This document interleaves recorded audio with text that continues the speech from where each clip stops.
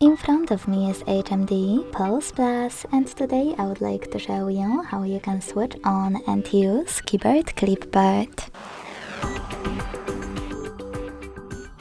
Begin by launching your keyboard and clicking on Clipboard at the top of it.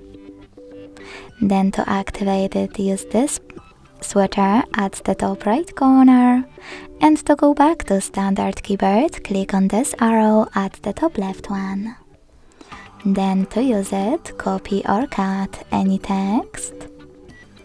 Paste it right away by clicking on it at the top of your keyboard, or click on Clipboard and click on it here. To pin one of your added sentences, use this pen at the top right corner, click on the chosen one and tap on pin icon. If you want to delete it, click on the same pen, select your sentence and use this bin at the top. To disable Clipboard completely, use the same switcher as before. Thanks so much for watching. If you enjoyed this video, leave a like, comment and subscribe. Bye!